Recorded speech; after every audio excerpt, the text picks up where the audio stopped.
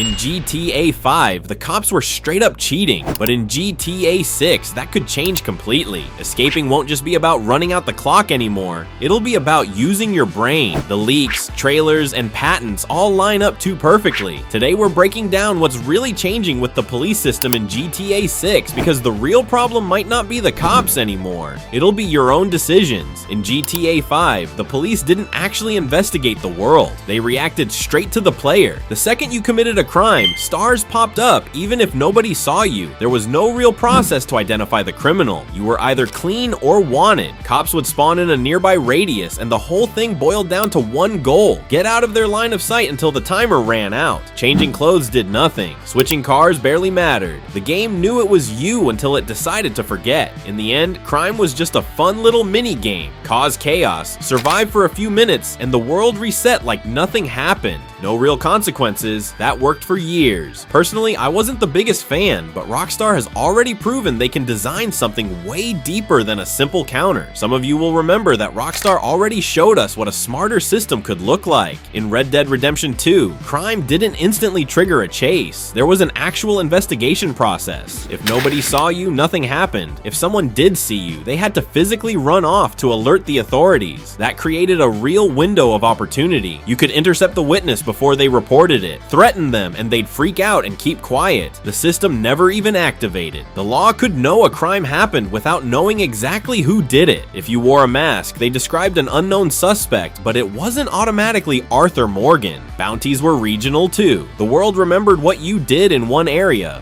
I don't think you understand who I am, boy. Because you look ridiculous. But in other regions, you could still be anonymous. That system was real, it worked great, and I recommend playing RDR2 if you haven't, so you understand what I'm about to explain next. Now imagine that same logic in a modern city where literally everyone has a phone ready to record. That's where the real change begins. In the GTA 6 trailers, we see NPCs filming with their phones. The 2022 leaks mentioned witnesses and timers before police even showed up. This suggests crimes might not trigger instant wanted levels like in GTA 5. It's not fully confirmed yet, but everything points to a real alert phase. Someone witnesses the crime, reports it, and then the police respond based on that info. That small window between committing the crime and the response changes everything, because it introduces something GTA 5 barely had: uncertainty. The leaked material showed dispatch systems sending units to specific locations. That matters. Cops won't just magically spawn around you. They'll have to drive from their actual positions or from real police stations on the map. Commit a crime in a heavily patrolled downtown area. Response could be almost instant. Do it in a remote spot? You might have more time. We don't know exact response times, but this design feels way more grounded. This completely changes how you think as a player. Even before you pull the trigger, you're already planning escape routes and timing. If GTA 6 evolves the way it looks like it will, there could be an in-between stage we can call the gray phase, when the police know a crime happened, but they're not 100% sure it was you. Leaks showed internal menus tracking player attributes like clothing, vehicle type, and even license plates. We don't know exactly how it'll work in the final game, but the level of detail was clearly way beyond GTA 5. Picture this: you rob a store wearing a blue hoodie and escape in a red car. By the time police arrive, you're gone.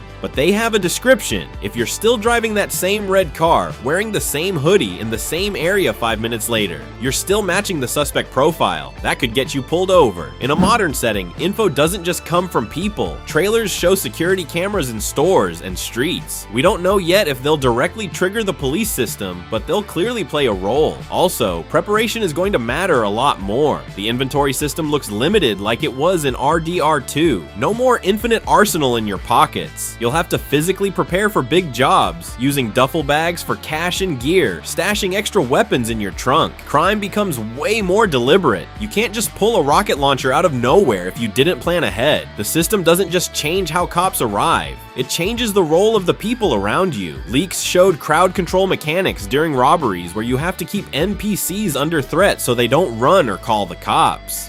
Civilians stop being background decoration and become part of the police system itself. It's not just about pulling off the heist, it's about controlling the entire scene. The way they chase you is evolving too. Take-Two has a public patent on advanced NPC navigation that lets them recalculate routes in real time based on traffic and the environment. Instead of cops driving in perfect straight lines or spawning in impossible spots, pursuits could feel much more realistic and tied to the actual map. This builds tension in a smarter way than just giving cops more health and damage. Leaks also suggest the return of the 6-star wanted level, though not confirmed for the final game. If that's true, the escalation could be insane, starting with regular cops and ending with the military hunting you down. The biggest change isn't technical, it's psychological when you look at everything together. Witnesses with phones, timers before police response, dispatch sending real units, suspect descriptions based on clothes and vehicles, limited inventory, and smarter AI. The wanted system stops being a simple timer and becomes a real process. The game used to react directly to you, now it could react to information. It's no longer just how long can you survive with 5 stars. It's about how much noise you make, how long that noise stays in the world, and how well you manage it. Getting arrested in GTA 5 was a minor inconvenience. In GTA 6, if Rockstar follows through on this direction, crime could carry real weight. Concept art has even shown Lucia with an ankle monitor, which fits with the idea that your legal status could affect how you move around the map. Crime stops being an impulsive button mash and starts feeling like a strategic decision with lasting consequences. Here's the uncomfortable part. If Rockstar goes this route, the game will be less arcade style and more demanding of your decisions, more coherent, more tense, and more strategic. The question isn't just whether it will be more realistic. The question is whether you're ready to play in a world that actually remembers what you do. Rockstar hasn't confirmed every detail of GTA 6's police system, and that's important to say, but the RDR2 precedent is real. The patents exist, and the leaks showed a level of complexity GTA 5 simply didn't have. If GTA 6 combines that foundation with a modern open world, the wanted system will stop being a 5-minute minigame and become a core mechanic that affects when you act, how you move, and how much risk you're willing to take. If you're as hyped as I am, smash that like button and share this video with a friend who's a huge GTA fan. Let's try to get to 5,000 Vice City soldiers before the game drops. Drop your thoughts in the comments. What do you think about this new police system? I know it's gonna spark a ton of debate about difficulty and realism. That's it for now. This is only the beginning. See you in the next one.